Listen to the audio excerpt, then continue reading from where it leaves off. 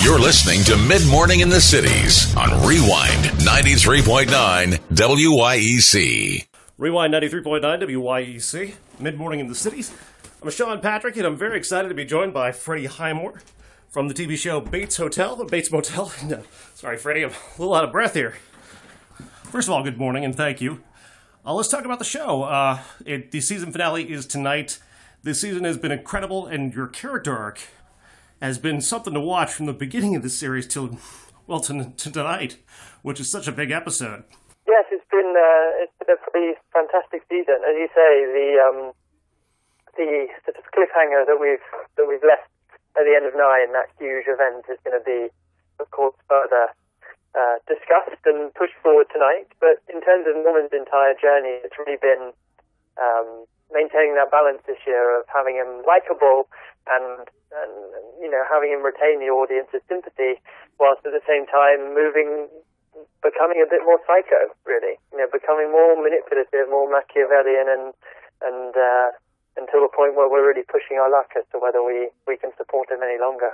Talk about this experience as an actor, because you're taking on this very iconic role of Norman Bates, and there's already kind of an established template of who people thought Norman Bates was, and now you've kind of given it this whole new dimension now, taking him back to being a very young man to where you're going to be now, where he's almost an adult and ready to become who everybody thinks who he was iconically. What's that journey been like as an actor? I've felt incredibly honored just to be able to work with Vera Farmiga, who obviously plays Norma in the show throughout all of that journey, and she's so rich in every single scene, and we've really tried to together come up with those nuances in the performances in their relationship, and that's something that Vera's always been brilliant at, and I think that's what makes the show a little more distinct, is that we know the end. We kind of knew the end from the very beginning. So, however the end of episode 9 actually ends, whether or not whatever state Norma is in, we know what's going to happen by the end of the show, and so it relies more on those nuanced beats and that character-driven storytelling, which is so thrilling to be a part of. Actor Freddie Highmore is our guest today on Mid Morning in the Cities. Norman Bates on Bates Motel. We'll continue this conversation after this. Mid Morning in the Cities presented by Curves Davenport on Rewind 93.9. Rewind 93.9 WYEC. You, my brown girl, sweet home Alabama. Well, I've seen it all in the small town. The greatest hits of all time. You're listening to Mid Morning in the Cities on Rewind 93.9 WYEC. Welcome back to Mid Morning in the Cities. I'm Sean Patrick, and actor Freddie Highmore is our guest today on Mid Morning in the Cities. We're talking about the TV series Bates Motel on A&E, which hits its season 4 finale tonight. And Freddie, this season has been about Norman splitting his personality a little bit more. He's taking on aspects of his mother, and of course, still being himself.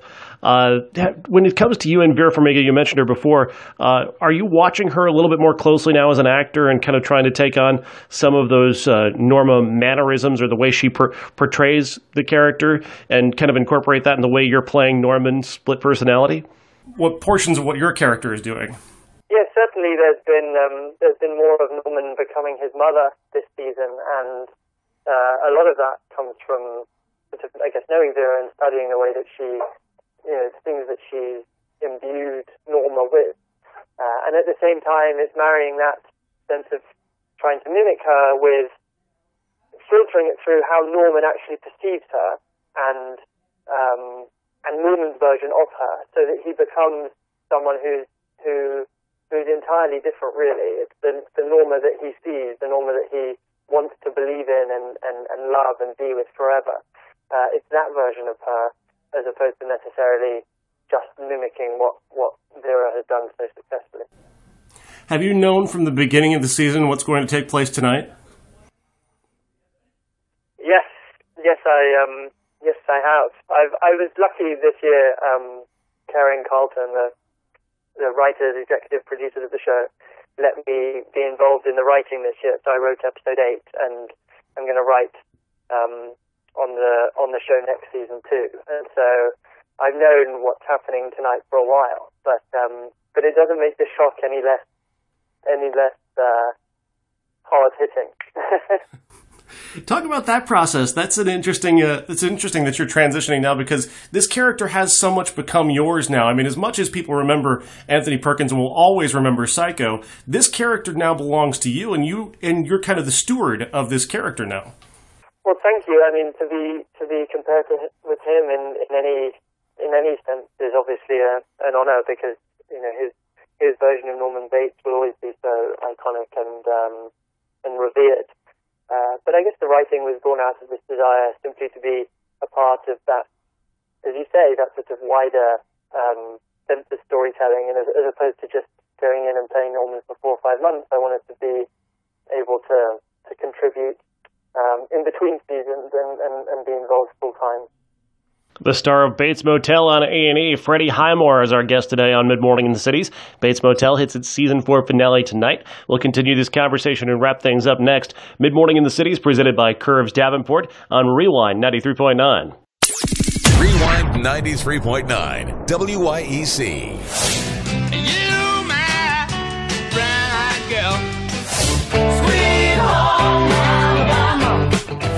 But I've seen it all in the smoke sound. The greatest hits of all time. You're listening to Mid-Morning in the Cities on Rewind 93.9 WYEC. Actor Freddie Highmore from Bates Motel is our guest today on Mid-Morning in the Cities. The Bates Motel season finale is tonight on A&E, and some big stuff we're looking forward to here. But we were talking before, Freddie, about how you're writing episodes of the show now, and I got to say, that's pretty exciting. I mean, the opportunity for you to further your connection to this character. Yes, no, certainly. This has been incredibly exciting. There's so much great stuff that happens tonight, and you just want to mention all of them, but you can't. But I think if there's one episode of Bates Motel that anyone ever sees, or if there are two, I think it should be last week's episode and this week's one. They excite me anyway. I found this show on Netflix right after season 1 arrived there and binge watched the entire thing, and I had to keep the lights on by the end, because the show, as wonderfully dramatic as it is, it goes to a place that is just wonderfully creepy, especially for a TV show. And I appreciate the willingness of the show to really go for that Psycho spirit. Oh, well, thank you. I think what Hitchcock does so successfully is Psycho doesn't rely on a huge shock and getting people to jump out of their seats at every single instant. It's more nuanced than that and clever, and that's what's helped it remain such a classic all of those years and still be as effective now as it was back then. And I think that's what we've tried to do on Bates 2 is create this, nuanced characters and have it driven by story as opposed to plot and searching for that next scare. Freddie Highmore, the show is incredible. Bates Motel, the season finale is tonight, and I've not seen it. I don't know what's going to happen, but I'm excited, and we're looking forward to a pretty big night here. Yes, it really is quite a bit. It's sort of like the end of it all is you kind of need. It's almost like the payoff for 4 seasons worth of suspense and build up, if you like. So, and if you watched tonight's episode and had never seen an episode of Bates before, I think it would be really weird and odd and hard to understand. But with the weight of all of that history, it means so much. If you missed any part of this conversation with actor Freddie Highmore, the star of Bates Motel, the season finale is tonight on A&E. You'll be able to catch this interview online in a few moments in our Mid-Morning in the Cities podcast at QuadCityDailyNews.com. QuadCityDailyNews.com, of course, is powered by local radio. Mid-Morning in the Cities is presented by Curves Davenport on Rewind 93.9. Mid-Morning at the Movies with Sean Patrick and Linda Cook. Fridays on Mid Morning in the Cities on Rewind 93.9 WYEC.